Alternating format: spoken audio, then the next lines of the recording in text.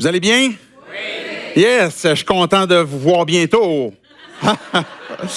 Et voilà, et voilà. Hey, bienvenue, je suis content de vous voir pour vrai cette fois-là.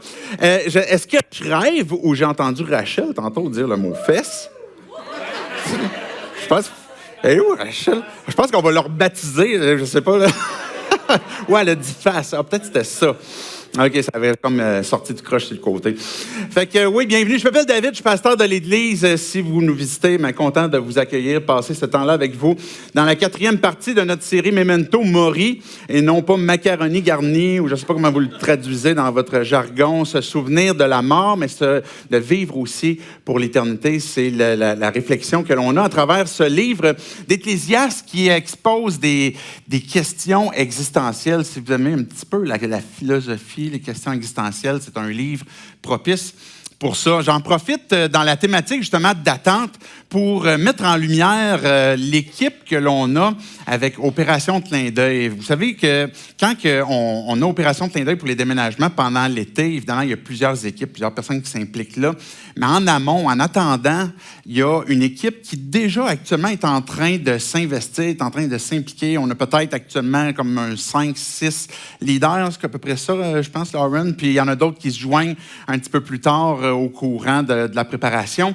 Et vous savez, ça ne prend pas n'importe qui pour pouvoir être leader dans une organisation comme Opération Clin d'œil pour les déménagements, parce qu'on peut s'attendre à tout et à rien. Parce que, imaginez un peu la complexité. On offre à la population, à des gens qui ont des besoins d'être déménagés, de solliciter notre aide. Alors, on prend des personnes qu'on va déménager, mais là, on ne sait pas encore ça va être qui les bénévoles qu'on va avoir, combien on va en avoir. Et puis, on sait qu'on va avoir des Américains qui viennent aussi nous aider. Des fois, on ne sait pas toujours le nombre. Et puis, si vous déménagez, par exemple, vous seul, là, vous allez avoir la difficulté de trouver un camion. Avec Opération Clin d'œil, il faut trouver plusieurs camions. Puis c'est la même difficulté, on n'a pas de passe-droit, c'est compliqué. Je me souviens l'année passée, pour ne pas nommer la compagnie, là, ça commence par You, puis ça finit par Hall. J'avais réservé un camion d'avance, là, j'étais fier, on avait réussi. Il m'appelle à la dernière minute pour me dire « Hey, la réservation, elle ne tient plus. » Elle ne tient plus? Pourquoi elle ne tient plus, ma réservation? On l'a donnée à quelqu'un d'autre. Tu as donné ma réservation à quelqu'un d'autre? Mais pourquoi? On ne sait pas. Ça s'est passé de même, c'est tout. Puis on ne peut pas revenir en arrière, on n'a plus de camion. Fait que là, j'informe l'équipe. Fait que là, on a planifié des déménagements. On avait planifié avec le nombre de camions. Il y a plusieurs variables, hein? Fait que les bénévoles, le nombre de personnes qu'on va déménager, les camions qu'on va avoir, et puis tout ça. Fait que ça prend pas du monde stressé, là. Puis c'est ça que je veux relever pour leur travail, qui est vraiment patient, puis aussi très flexible dans toutes ces variables-là. On a réussi à s'adapter, à trouver d'autres solutions là, par rapport aux camions qu'on n'a pas eu avant l'année passée. Mais bref, c'est une organisation que je voulais montrer un petit peu qu'est-ce qui se passe en arrière-scène pour que vous puissiez valoriser, encourager. Des fois, on ne sait pas même pas c'est qui est là, mais il y a du monde qui se donne corps et âme. Et comme je disais, c'est un ministère qui a toutes sortes d'attentes, on espère que ça va bien se passer, mais on a toutes sortes de surprises aussi. Puis la vie ressemble à ça. La vie ressemble à des circonstances qu'on a des attentes, il y a des choses qu'on espère, que ce soit amoureux, que ce soit au travail, que ce soit à l'école, que ce soit dans notre quartier. On a des attentes, que ce soit personnelles avec nos réussites scolaires ou nos réussites sportives ou peu importe de votre hobby. Bien, on a des attentes, puis en même temps, les attentes que l'on a dans la vraie vie, ils ne se passent pas toujours comme ce qu'on les attendait, comme ce qu'on les voulait. Il y a souvent des surprises. Et c'est ça qui nous est apporté dans Ecclésiaste. Dans Ecclésiaste, dans les chapitres 3, la semaine passée, on est terminé au milieu du chapitre 3. Évidemment, on ne lira pas tous ces chapitres-là. Comme on disait au tout début de la série, l'objectif, c'est de vous donner un peu des clins d'œil, des glimpses d'Ecclésiaste, de vous donner des grands thèmes, puis que vous puissiez retourner puis lire Ecclésiaste, puis les discours que vous aurez eus, puis avec peut-être la participation dans les groupes Connexion, ça va vous donner l'occasion d'avoir encore plus de relief dans ce livre-là, qui, je pense, est vraiment intéressant. Fait que le texte qu'on a ce matin, de chapitre 3 à 6, bien, il y a quelques grandes thématiques qui ressortent, qui vont sortir, mais il y en a deux particulières qui sont majeures dans ces textes-là, et qui vont sortir. C'est les attentes en lien avec la justice, puis en lien avec l'activité. J'ai décidé d'appeler cette deuxième attente-là activité. On aurait pu l'appeler œuvre ou travail. Vous allez comprendre quand on va arriver à ce texte-là. Fait que ce que je vais faire, bien, il n'y aura pas une lecture, un texte que je vais faire une lecture systématique dans ces chapitres-là, mais on va faire un peu des allers-retours dans des versets parce que dans cette section-là, ben, c'est comme si l'auteur, le Qoéleth, il va comme faire des cycles de différentes thématiques. Et puis, c'est pour ça qu'on va faire des segments de texte pour qu'on puisse apprécier qu'est-ce que Dieu a à nous dire en lien avec les attentes qu'on peut avoir face à la justice, face à l'activité. Fait que je vais prier, puis après ça, on va ouvrir dans Ecclésiaste au chapitre 3, verset 16. Dieu, on veut te dire merci pour ton intervention dans nos vies. Merci parce que tu t'intéresses à nous, tu veux nous parler, tu veux nous montrer qui tu es. Et Dieu, je te prie pour chacun d'entre nous, peu importe là où on est dans notre compréhension de qui tu es, qu'on soit tes disciples, tes enfants, qu'on soit, Dieu, en train peut-être de remettre en question certaines choses, qu'on soit en train de vouloir découvrir qui tu es parce qu'on ne croit peut-être pas tout à fait encore en toi, mais que tu viennes nous parler à chacun d'entre nous, tu viennes répondre à nos questions, puis que tu nous donnes, Dieu, que cette compréhension, cette foi, cette confiance que tu veux qu'on aille envers toi, mais qu'elle puisse faire du sens et puis que tu puisses venir affirmer justement ces pas-là qu'on fait dans notre marche avec toi. Et c'est en ton nom, Jésus, qu'on prie ces choses. Amen. Amen. Commençons avec le verset 16 du chapitre 3 qui va mettre la table sur le lien avec les attentes de justice. Salomon, on peut prétendre que c'est Salomon qui parle. « J'ai encore vu sous le soleil qu'à l'endroit désigné pour le jugement se trouvait la méchanceté et qu'à l'endroit désigné pour la justice régnait la méchanceté. » Première des choses, ce que je veux faire remarquer, c'est que quand Salomon, le Qoéleth, le professeur, regarde la vie, il va constater qu'il y a des endroits qui sont destinés pour la justice, pour le jugement. Puis c'est encore vrai aujourd'hui, puis c'est une chose qui est souhaitable. C'est une chose qui est désirée. On veut être dans un monde de justice. Il n'y a pas personne qui se dit « Ah, tu sais, pour moi, ça, c'est une valeur secondaire. » Que vous soyez croyant, que vous ne soyez pas croyant, c'est une valeur extrêmement importante, la justice, sentir comme quoi que on est juste. Puis même si des fois, c'est nous qui sommes pris peut-être en infraction, je ne sais pas, là, vous avez roulé, je ne sais pas moi, sur le boulevard là, Montmorency, là, parce qu'on met un flash, là, vous avez passé là-dessus comme à 110, puis vous savez que c'est 70. Mais là, tu dis, bon, OK, pour toutes les fois j'ai roulé à 110, là, je vais payer mon ticket. On est prêt à accepter des fois qu'on est nous-mêmes pris un peu en défaut, puis on se dit, c'est la justice. Puis à quelque part, c'est bon pour notre société, pour notre monde. Je ne sais pas si c'est des fans de Mythbusters, là, qui, je pense plus que ça joue bien, mais à un moment donné, les Mythbusters, ils font comme des tests, comme pour voir c'est quoi le vrai fonctionnement, c'est quoi le vrai résultat. Puis à un moment donné, ils ont fait le test sur les façons que les magasins vont disposer leurs caisses, par exemple, les caisses où ce qu'on va payer.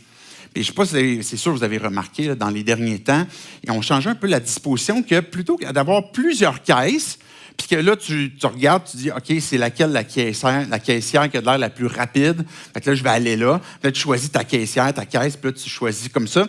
Puis, mais il y a des endroits maintenant, tu ne choisis plus. Tu as plusieurs caissières, mais il y a une file d'attente. Et puis, tout le monde passe, puis après ça, tu es appelé à la caisse qui est libre à ce moment-là. Mais les Mythbusters ont décidé de tester ça. Et puis, pour voir, est-ce que c'est réellement plus efficace, cette nouvelle façon de configurer les caisses? Et puis, la conclusion était vraiment intéressante. La conclusion était que la disposition des caisses aléatoires, puis que tu choisis ta caisse, est en bout de ligne plus rapide pour les clients. Donc, le système où tout le monde attend en file, puis après ça, il est dispatché à la caisse, le système est plus lent. Mais les gens disaient, on préfère ce système-là où ce que tout le monde attend en file, parce qu'on a l'impression que c'est plus juste. C'est intéressant, hein? On va préférer passer peut-être un peu plus lentement, mais savoir que quand c'est mon tour, c'est mon tour. Il n'y a pas personne qui va passer devant moi. Ben, on préfère ça. C'était ça le résultat qui est sorti. Et ça révèle que, et ça c'est juste pour passer aux caisses, là, mais dans plein d'aspects de nos vies, dans plein de facettes, ben, on veut un système où on veut voir la justice qui va être en place. Et puis, on va l'apprécier. Que ça soit, évidemment, quand on parle de justice, on va penser à nos cours de justice. On va penser, passer devant un procès, ou bien on veut s'assurer que ceux qui sont criminels, mais sont réellement reconnus comme tels. Ceux qui sont innocents sont réellement reconnus comme tels. Mais il va y avoir d'autres systèmes de justice qui sont peut-être pas nécessairement aussi officiels comme une cour de justice, mais que ce soit, par exemple, sur le marché du travail. Ça se peut que tu travailles dans un endroit où ils ont établi un code d'éthique, qui est une forme de justice, et puis que là, c'est une façon de respecter ce qui est en place à ton travail, à l'école, sur la route, même dans l'Église. Donc, il y a cette justice-là, qu'elle soit écrite ou pas, elle est omniprésente. Et puis, Salomon, il dit, il y a des endroits même qui sont destinés pour ça, puis on veut ça, on souhaite ça. N'importe quelle société va nécessairement avoir besoin, à un moment donné, d'une justice, d'une loi qui va faire régner une forme d'ordre auquel on aspire tous, qu'on soit croyant ou pas. Et puis, même si on n'est pas croyant, on va peut-être dire, OK, si il n'y a pas de justice qui est établie, on espère que ça va être comme, si on est croyant, on va dire, Dieu qui va comme faire régner sa justice. Sinon, on va dire des fois, on espère que ça va être le karma, ça va y repéter dans la face à un moment donné. Fait qu'on espère qu'il va y avoir une justice quelque part qui va retourner. Donc, on a tous un bon rapport avec la justice. Et comme je disais, même des fois, si on est pris en certains défauts. Mais à un moment donné, on peut se retrouver dans une circonstance où on peut être déçu. On peut être déçu de la justice. Parce que justement, on a un bon rapport, on désire qu'il y ait une bonne justice. Il y a des endroits où devrait régner la justice, le jugement. Et puis, on peut être déçu de comment les choses se passent. Puis c'est ça que Salomon dit. Il dit, il y a des endroits pour le jugement. Je vais lire le verset 16. Il dit, j'ai encore vu sous le soleil qu'à l'endroit désigné, l'endroit que spécialement où on devrait voir le jugement, se trouve la méchanceté. Mais voyons donc. Il constatait ça à cette époque-là, puis je suis sûr que vous réfléchissez un peu, puis vous dites, OK, c'est encore vrai aujourd'hui. Il va dire, et qu'à l'endroit désigné pour la justice, puis là, il va employer même le mot régner. C'est un roi qui est en train de parler. Lui, il n'y a pas de problème de justice, là. Quand il décide de mettre son pied à terre, il peut couper des têtes s'il veut, là. Il est quand même capable de constater qu'il y a des endroits où règne la méchanceté.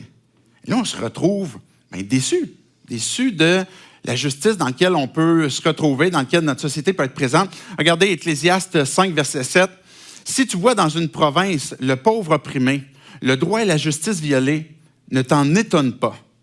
Car un homme de rang élevé est placé sous la surveillance d'un autre rang plus élevé, et au-dessus d'eux, il y en a de rang encore plus élevé. » Qu'est-ce qu'il est en train de dire? C'est-à-dire, c'est pas étonnant que ceux qui n'ont pas de pouvoir se retrouvent à un moment donné opprimés.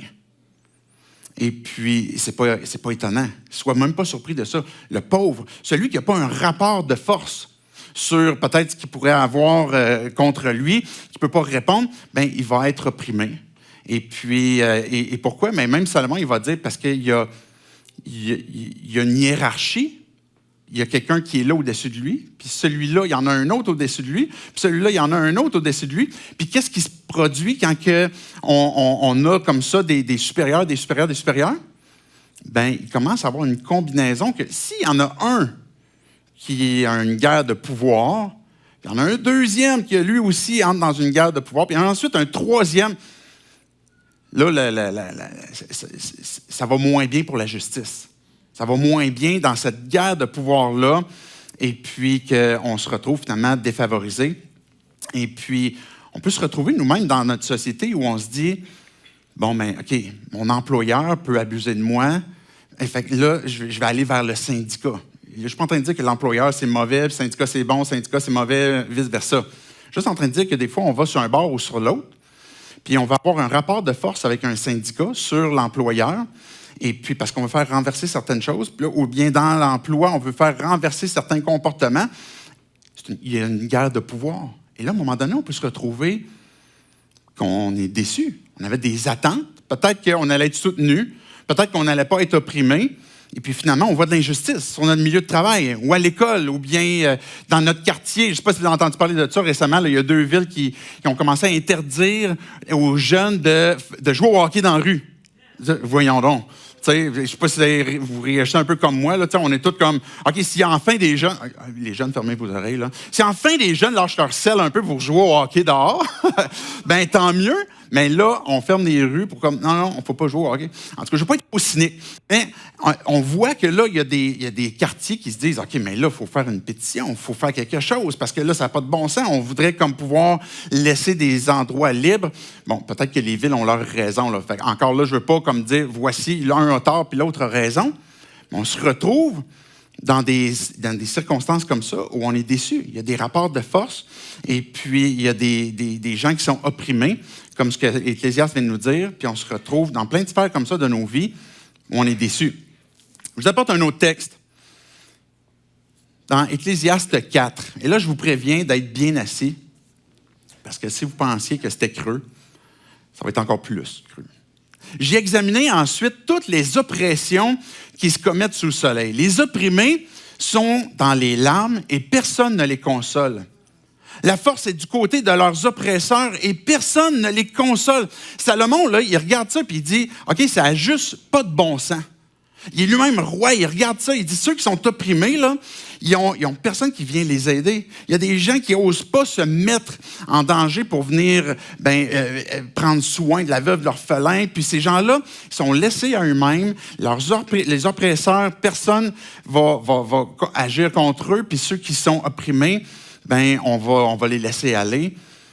Puis là, Salomon, on entend déjà dans son ton comme quoi que, OK, c'est pas juste qu'on est déçu de certaines attentes, mais là, il est vraiment déprimé. Puis regardez verset 2. « J'ai alors déclaré que les morts sont plus heureux d'être déjà morts que les vivants d'être encore en vie. » OK, comment tu peux aller plus loin que ça pour dire, OK, c'est vraiment triste ce qu'on vit. On est tellement désillusionnés de la justice, de l'oppression, etc. J'ai découvert qu'en fait, ceux qui sont morts sont plus heureux que les vivants. Puis là, ils vont même aller plus loin encore, verset 3. « J'ai déclaré heureux encore que les uns et les autres, celui qui n'a pas encore vécu, puisqu'il n'a pas vu le mal qui se commet sous le soleil. » Il va dire, en fait, les morts sont plus heureux que les vivants, puis ceux qui ne sont jamais venus en vie sont encore plus heureux que ceux qui sont morts, qui sont plus heureux que les vivants. Est-ce que vous suivez sa logique? OK, je vous l'avais dit, c'était sombre, hein? Là, peut-être que tu te dis comme, il me semblait j'aurais dû rester couché le matin. Il me semble que c'est lourd. Le texte d'Ecclésiaste est très authentique. Et c'est ça qui fait la beauté, la qualité aussi de toutes les Écritures, mais d'Ecclésiaste, c'est que c'est un texte qui est très authentique. Puis ça se peut qu'on vive les choses semblables aussi, qu'on voit la souffrance autour de nous, que peut-être nous-mêmes, dans un contexte où on a subi une injustice, et de subir une injustice, de voir l'injustice autour de nous, ça nous fait souffrir. Je ne sais pas si vous avez entendu, c'est sûr, je pense que vous avez sûrement entendu parler le Talk of the Town, hein, la dernière tune qui est sortie cette semaine. Eminem. Eminem, j'ai apporté une petite citation. OK, Eminem, OK, beaucoup de paroles vulgaires, là, je ne vous encourage pas à aller les écouter. Mais la raison pour laquelle je vous parle de lui, c'est, en fait, je dis le Talk of the Town parce qu'il est en train d'éclater tous les records actuellement qui existent avec Eminem. Et puis, il y a un journaliste, je n'ai pas réussi à trouver le nom du journaliste, mais je voulais apporter ce qu'il dit parce que ça me faisait penser vraiment au texte d'Ecclésiaste. Pourquoi est-ce qu'Eminem est autant apprécié que ça? Pourquoi est-ce qu'il est en train d'exploser tous les records? L'un des aspects les plus convaincants de la musique d'Eminem est son honnêteté sans faille. Il met à nu ses luttes contre la pauvreté, la dépendance, les problèmes familiaux et la santé mentale dans ses chansons. Cette vulnérabilité brute résonne profondément avec les fans, leur offrant un sentiment de compréhension et de connexion.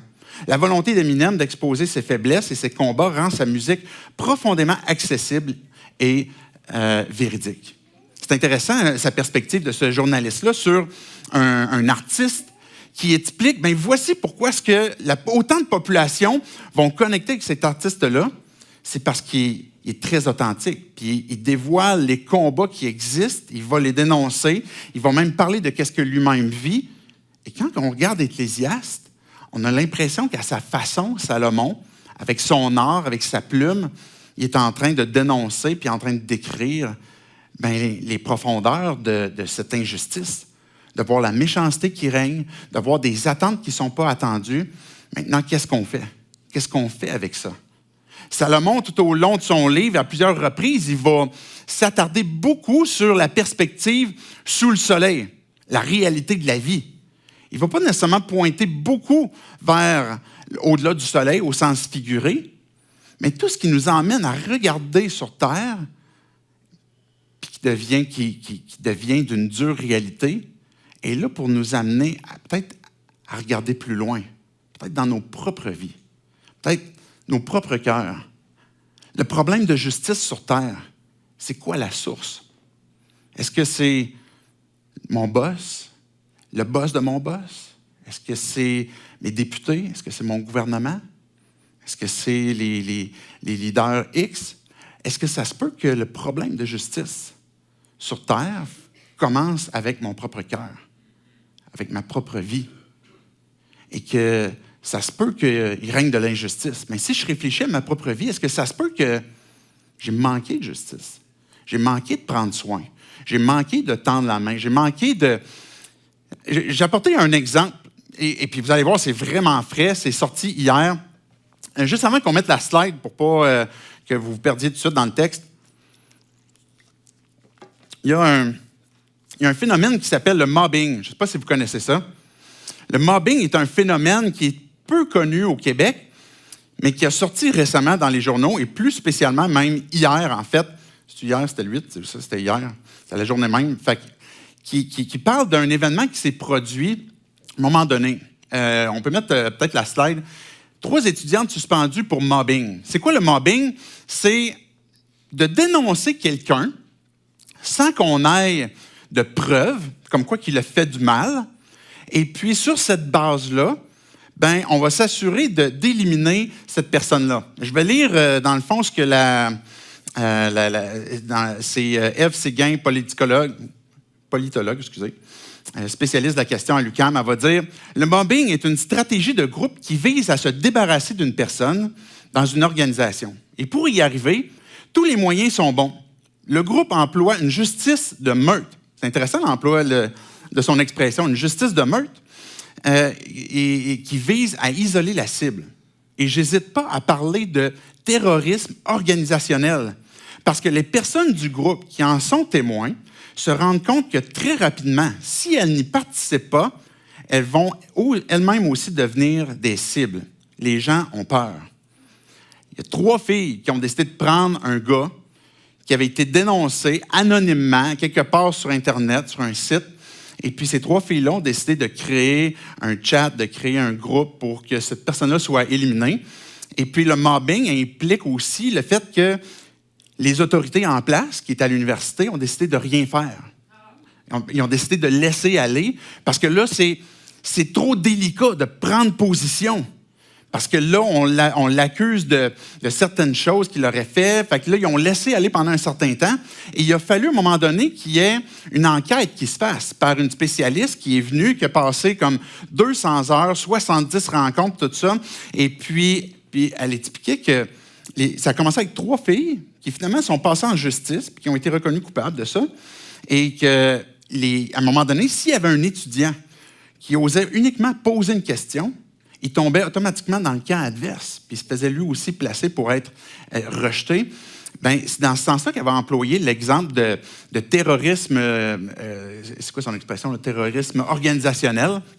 On va s'assurer d'éliminer ceux qui ne pensent pas comme nous. Et là, on a un exemple positif ils ont renversé la vapeur plutôt que d'éliminer une personne à coup de fausses déclarations puis de différentes choses. Là, finalement, ils ont réussi à faire la lumière sur cette chose-là. Même dans nos moyens alternatifs pour faire régner la justice, on n'y arrive pas. C'est pour ça que je disais tantôt qu'il est où le problème? C'est nous autres qui l'avons. Ces filles-là, je ne connais pas toute l'histoire, je vous ai résumé qu'est-ce que moi-même j'ai lu aussi là, dans cet article-là. Et puis, on ne connaît pas tous les tenants, les aboutissants. On voit qu'il y a eu une enquête qui s'est faite et puis que ça a été un développement sérieux. Mais l'intention au départ de ces filles-là, c'était, nous, on va établir une justice pour que cette personne-là soit exclue, mais ça s'est avéré finalement une justice alternative qui est devenue un terrorisme organisationnel. On peut tous tomber dans des patterns similaires, de faire notre propre justice, et c'est pour ça que ça nous ramène à « il est où réellement le problème ?» Je vais poursuivre avec les attentes en lien avec l'activité. On va répondre à la question tantôt sur c'est quoi finalement la solution sur la justice. Mais poursuivons les textes avec l'attente avec l'activité. Regardez Ecclésiaste chapitre 3, verset 22. « J'ai vu qu'il n'y a rien de mieux pour l'homme que de se réjouir de ce qu'il fait. Voilà quelle est sa part. En effet, qui le ramènera pour qu'il voie ce qui sera après lui? » Ecclésiaste 5, 17 à 19. « Voici ce que j'ai vu. Il est bon et beau pour l'homme de manger et de boire et de prendre du plaisir dans le travail qu'il accomplit sous le soleil pendant la durée de sa vie que Dieu lui accorde, car c'est sa part. Et même si un homme a reçu de Dieu des richesses et des biens, s'il lui a donné le pouvoir d'en manger, d'en prendre sa part et de se réjouir au milieu de son travail, c'est un cadeau de Dieu. » Amen. En effet, il ne se souviendra pas beaucoup de la durée de sa vie parce que Dieu l'occupe en déversant la joie dans son cœur. C'est quand même cool, là. Dieu, il dit, moi, là, je veux te faire du bien. Déverser. Dieu l'occupe. Dieu nous occupe en déversant la joie dans nos cœurs. Il y en a des atrocités qu'on peut vivre. Mais ce que Dieu il dit dans ces versets-là, c'est il y a du plaisir à pouvoir profiter de... OK, tu travailles, tu reçois ta paye, enfin, tu peux payer quelque chose, tu peux payer de quoi à tes enfants, un cadeau, tu peux prendre un petit temps relax en fin de semaine et puis tu vas profiter de différents produits de ton travail ou bien, quand on parle du travail, c'est pour ça le tout premier verset, il va dire « se réjouir de ce qu'il fait ». Parce que ce n'est pas uniquement le travail, c'est nos occupations. C'est de ça qu'on est en train de parler. Les occupations qu'on peut avoir sous le soleil. Élever un enfant, aller jouer au golf. Dieu va te donner la réussite dans ton golf si tu joues au golf. Il va te donner le fait de pouvoir, du moins, avoir du bon temps. Et puis de pouvoir, par exemple, profiter aussi à l'école, de ton travail, de tes études. Peut-être que tu étudies pour faire tes examens actuellement, parce que c'est cette semaine, là, les ados, là, vous passez vos examens, là, puis ça s'en vient. Mais donc, en étudiant, vous allez avoir un résultat avec vos études. Toutes nos occupations. Si on prend le travail, ça va illustrer plus facilement ce qu'on voit à travers l'activité. Le travail vient un salaire, nécessairement. Si tu es bénévole pour Opération Clin d'œil, il n'y a pas de salaire, c'est bénévole. Okay? On met ça clair. Mais si tu vas à ta job, je ne sais pas moi, 40 heures par semaine, et puis tu t'occupes de, peu importe qu'est-ce que ce serait, de laver des ratons laveurs, ben tu vas être payé pour faire ça. Je ne sais pas si Christian, il lave des ratons laveurs dans ses temps perdus parce qu'il aime les ratons laveurs. Il nous en parlera peut-être la semaine prochaine. Mais mettons que tu fais ça, toi, dans la vie, tu laves des ratons laveurs, ben tu vas être payé pour faire ça. Okay? Tu vas avoir un salaire, tu vas gagner de l'argent pour faire ça. Mais toutes les occupations, toutes les activités qu'on fait, vont générer un produit. Tu étudies, puis là, tu passes ton examen, tu as une note, là, tu as un résultat. Donc, tu travailles ton swing de golf, tu t'en vas jouer, mais là, tu as un résultat.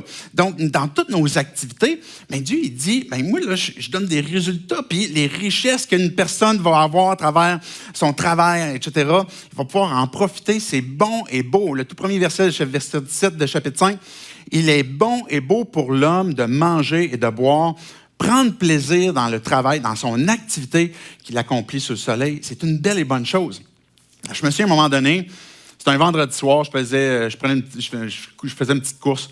Et puis là, je passais sur un trottoir, il y avait comme un axe. Puis là, je vois, il y a des gars de la construction, ils viennent de finir leur chiffre.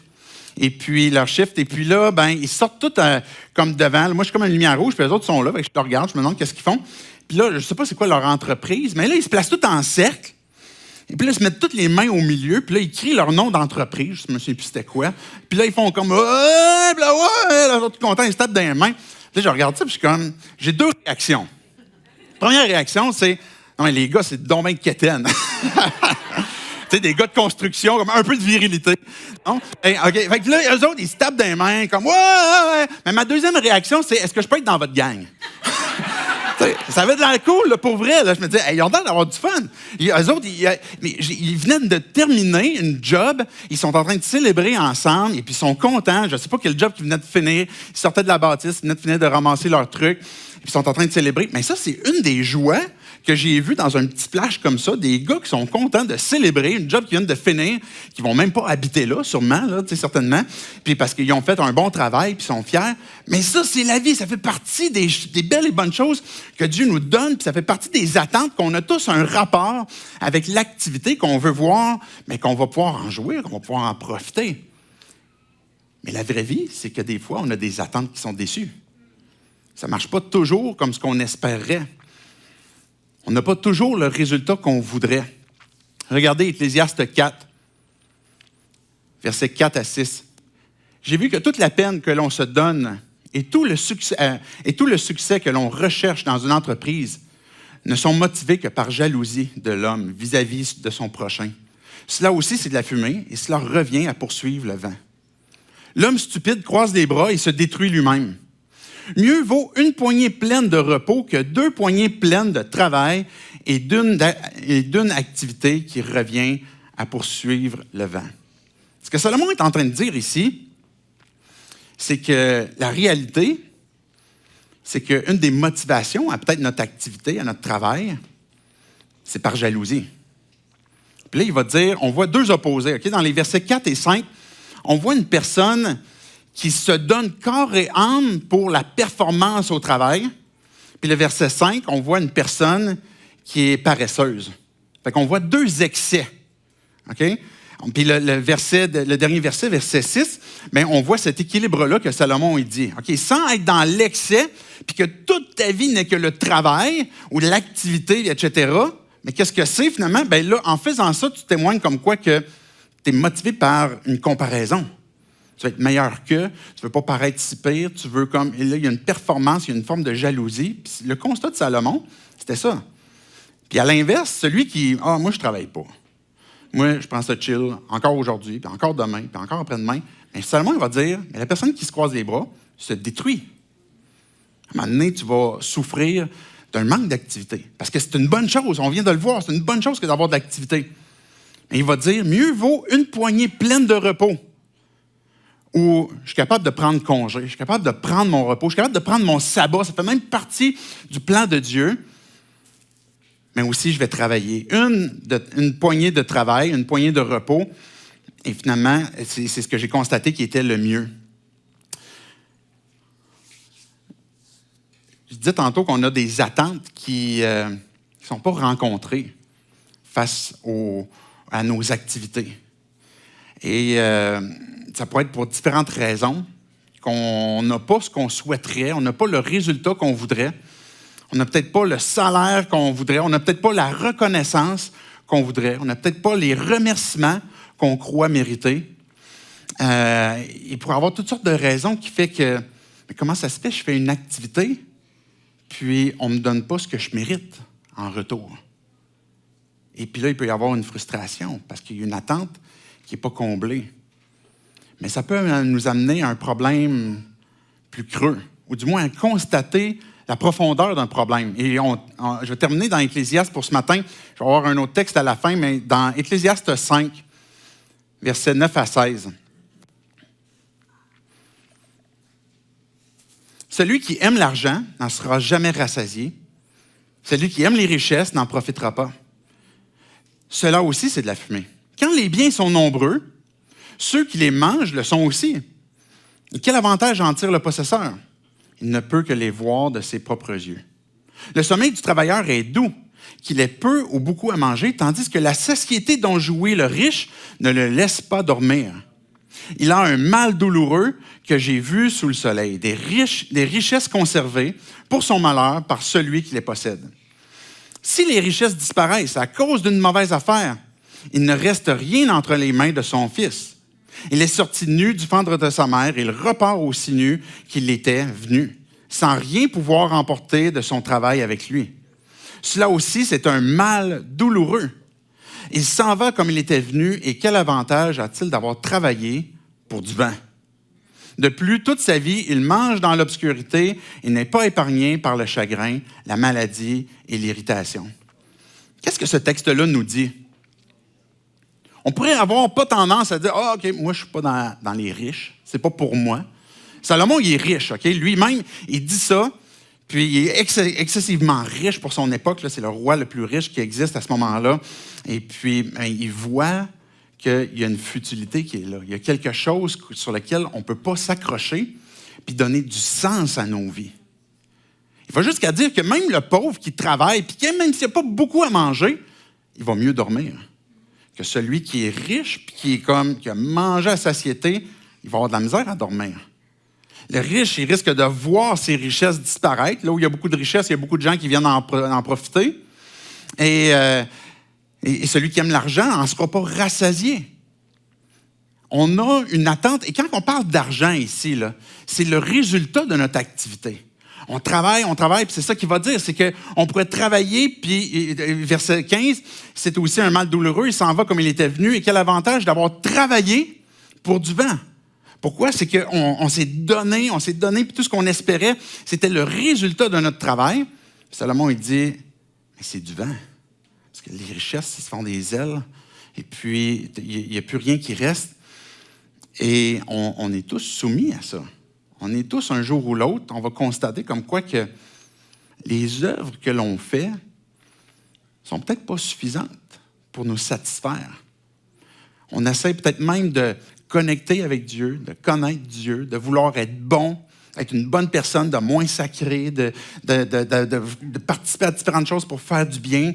Et puis, même nos bonnes œuvres ne sont pas suffisantes.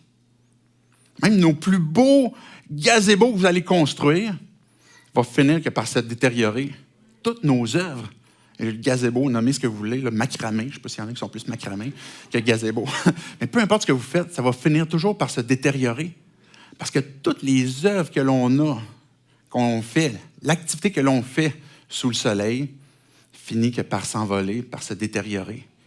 Et ça nous pointe à un mal plus grand, qui est notre propre cœur.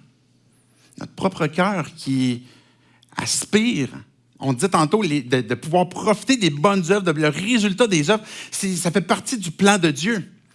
Mais on est insatisfait parce qu'il n'y a aucune œuvre que l'on est capable de faire qui reste. Elle est où la fondation? Il est où le solage sur lequel on peut bâtir que ça ne va jamais s'effondrer, que ça ne va jamais se détériorer? Je termine avec le dernier verset d'Ecclésiaste. Je vous ai dit tantôt c'est le dernier, mais là c'est un dernier verset. Ecclésiaste 3,17. Je me suis dit dans mon cœur, le juste et le méchant, c'est Dieu qui les jugera. Car il y a un temps pour toute activité et pour tout ce qui se fait sous le soleil. Salomon, il se dit, OK, j'ai vu la méchanceté régner. On a vu au verset 16 tantôt, là, il devait y avoir des lieux où la justice règne. Mais Dieu va rendre justice. Dieu va établir sa justice. Puis on peut avoir cette espérance-là que sous le soleil, Dieu a un œil sur peut-être l'injustice qu'on a été soumis, puis qu'on est en train de subir, puis qu'on est en train de vivre. Il y a peut-être des recours qu'on peut utiliser puis des recours, puis les Écritures sont claires, je ne vais pas faire une trop longue parenthèse, mais même les éléments de justice, là où est établie la justice, même si elle est imparfaite, c'est Dieu qui l'a établie. Et le fait de comprendre ça, d'avoir cette voie-là pour utiliser un recours, par exemple, dans lequel je pourrais subir une injustice, puis d'aller vers cette voie-là, ça peut faire partie du plan que Dieu a. Mais d'ultimement, de pouvoir exposer à Dieu, on parlait des opprimés tantôt, que personne ne leur vient en aide, peut-être dans une circonstance que tu dis, il n'y a pas personne qui peut m'aider avec ce que je suis en train de vivre. Mais Dieu est là. Dieu y voit. Sous le soleil, il ne nous a pas abandonnés. Oui, il nous emmène à regarder au-delà du soleil, mais pendant notre marche sur terre, on va vivre des difficultés, mais Dieu est encore là. Dieu est encore présent. Les œuvres, on parlait des belles et bonnes œuvres que l'on a, même sous le soleil, ça fait partie des cadeaux que Dieu donne sous le soleil, puis que Dieu il dit, profite-en, mange-en, puis quand c'est le temps de te réjouir, il y a un temps pour tout, on disait la semaine passée, mais quand c'est le temps de te réjouir, là, réjouis-toi. Quand c'est le temps de pleurer, tu pleureras. Puis, mais chaque chose en son temps, et Dieu, il voit l'injustice. Dieu, il voit aussi que les attentes d'activités satisfaisantes qu'on cherche, qui sont insatisfaisantes ou insatisfaites nous pointent ultimement vers Jésus. Je termine avec un dernier texte. 1 Corinthiens 3, 11 à 15. « Car personne ne peut poser un autre fondement que celui qui a été posé, à savoir Jésus-Christ. » Je posais la question tantôt, c'est quoi la fondation qui fait que les œuvres, l'activité que je fais va faire du sens, que tu manges ou que tu bois, que tu fasses tout pour la gloire de Christ, de Dieu, mais que comment je fais pour maintenant avoir cette fondation-là? Les œuvres que l'on fait ne peuvent pas nous bâtir ce solage-là. On vient de dire que la fondation, c'est Jésus-Christ. Et personne ne peut poser ce fondement-là autre que savoir que celui qui a été Jésus-Christ. Regardez verset 12. « Que l'on construise sur ce fondement avec de l'or, de l'argent, des pierres précieuses, du bois, du foin ou de la paille. L'œuvre de chacun sera dévoilée le jour du jugement, la fera connaître, car elle se révélera dans le feu et l'épreuve du feu indiquera ce que vaut l'œuvre de chacun. » On est en train de dire qu'elle va être satisfaite comment notre attente de justice. Mais ultimement, si on a soif de justice comme ça, c'est parce qu'on a été créé pour ça. On a été créé pour être en relation avec un Créateur qui est parfaitement juste. On n'a pas été créé pour subir, faire subir, vivre des injustices continuellement. Mais Dieu veut nous en sortir. Et le meilleur moyen que Dieu a trouvé, c'est d'envoyer Jésus sur terre. Jésus qui est Dieu, Fils de Dieu, qui est venu sur terre, qui s'est incarné, qui a pris notre chair, et puis qui a marché sous le soleil, sur notre terre, toute sa vie sans péché, pour pouvoir aller à la mort, puis donner sa vie avec aucune culpabilité. Pourquoi? Pour renverser l'injustice. Pour établir une justice que personne ne va pouvoir renverser. Si Jésus pardonne, si Jésus te sauve, te fait son enfant, que tu es justifié à cause que tu as placé ta foi en lui, qui va t'accuser? Qui va te pointer du doigt? Lequel des avocats qui va être suffisamment élogieux pour te dire que tu es encore coupable? Si tu as été justifié, si tu as été pardonné. Ça nous emmène à voir au-delà de ce qu'on vit sur terre, puis ça nous emmène, et j'ai fait exprès d'utiliser le mot « attente », parce que ça pourrait être le pendant négatif de ce que c'est l'espoir. On a des attentes, mais qui sont humainement, rarement et jamais répondues comme ce qu'on les souhaiterait. Mais l'espoir, c'est quoi?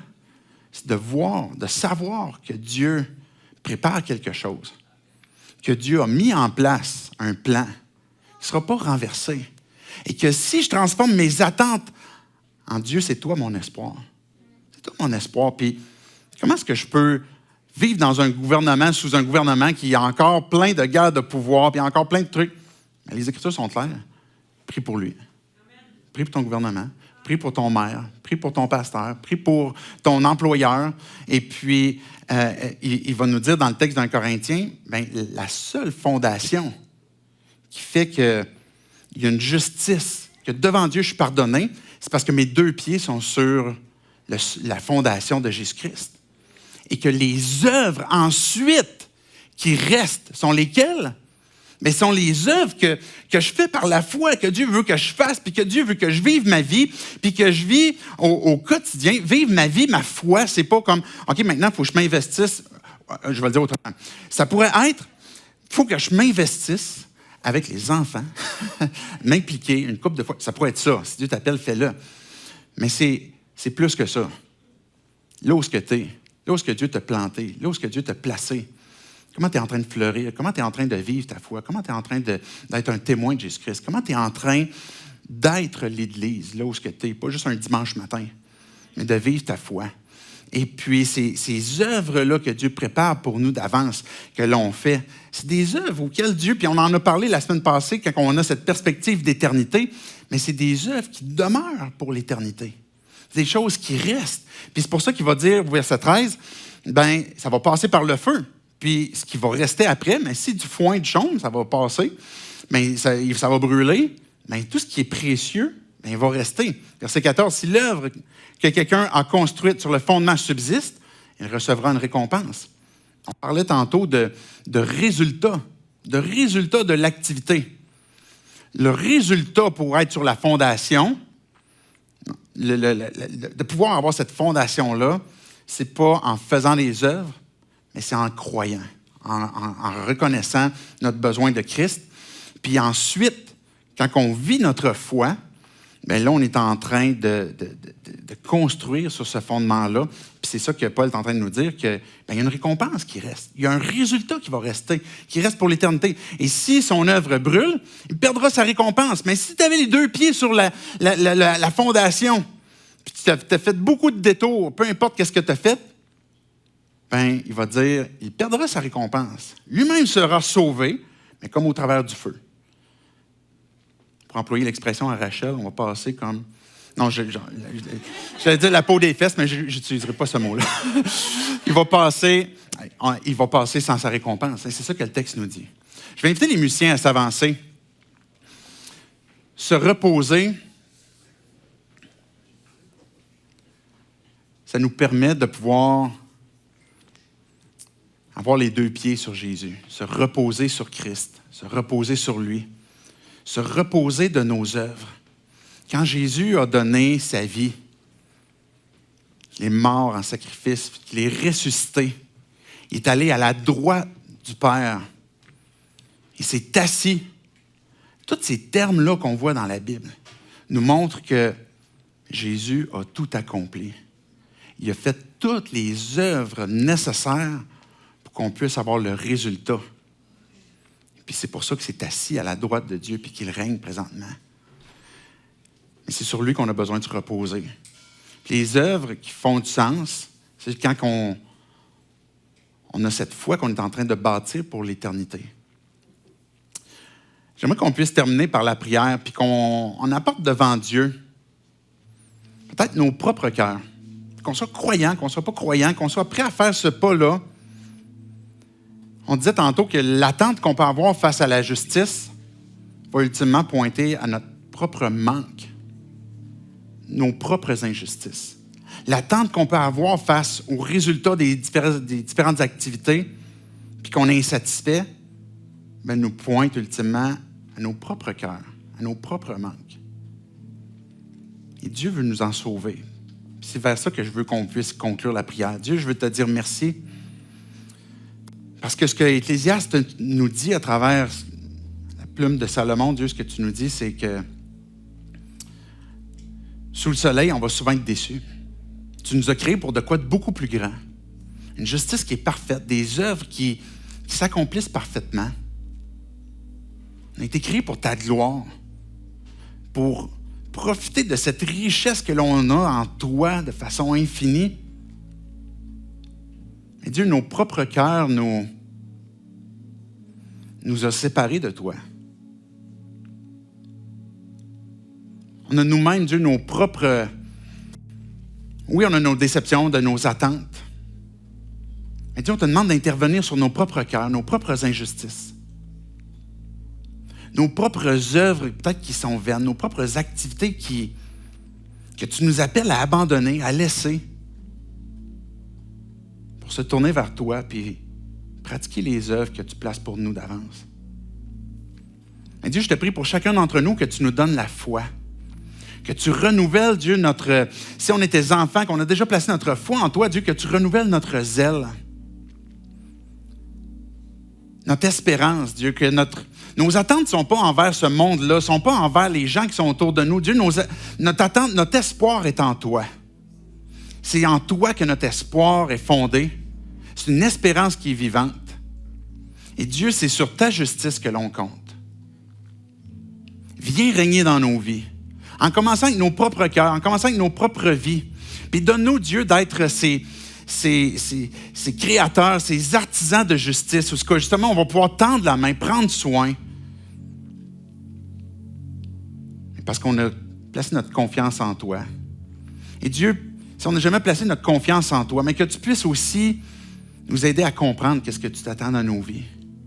Que tu puisses venir éclairer, Dieu, Oui, on peut avoir toutes sortes de frustrations que l'on a, des choses que l'on voit autour de nous. Mais si c'est vrai, Dieu, que le problème commence avec mon propre cœur, viens me le révéler. Viens me le montrer. Viens me faire comprendre, Dieu, c'est quoi cette solution que tu as à m'offrir. Dieu, viens bénir ton Église. Viens bénir chacun d'entre nous. Je te prie, Dieu, pour chacun d'entre nous, qu'on est dans une période d'injustice, une période d'œuvres qui font mal peut-être.